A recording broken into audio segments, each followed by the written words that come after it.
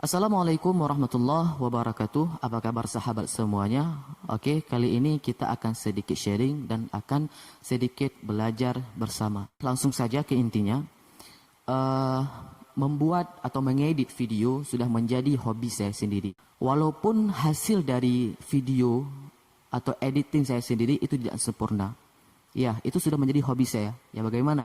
Di sini saya mau sampaikan apa? Ketika kita berkarya, ketika kita berseni, membuat sebuah seni atau membuat sebuah karya, pasti kita akan menerima berbagai tanggapan dari orang-orang, baik orang terdekat kita sendiri ataupun orang jauh sekalian.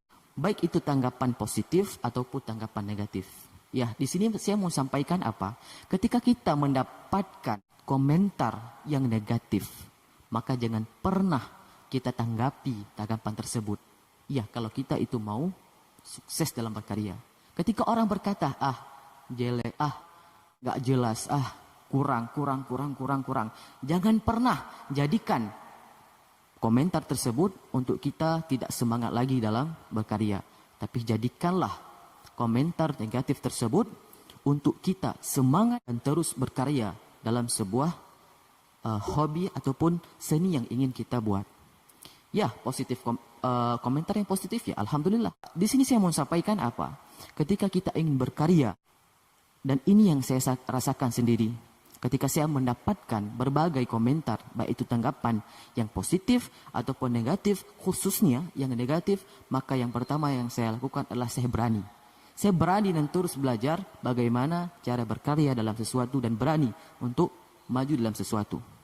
Kemudian apa? Ketika saya mendapatkan komentar yang negatif, maka di situ saya jadikan komentar tersebut untuk motivasi saya sendiri untuk terus berkembang dan terus berkarir. Walaupun apa yang kita buat itu tidak sempurna. Berarti di sini cuma dua menurut saya sendiri.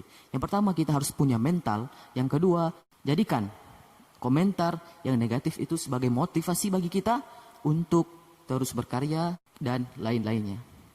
Ingat, tanggapan negatif orang itu tidak akan menjadi masalah bagi kita ketika kita tidak menanggapinya. Oke guys, mungkin ini saja yang bisa saya sampaikan. Mungkin kawan-kawan bisa saling sharing untuk terus semangat dalam berkarir. Semoga sukses selalu. Assalamualaikum.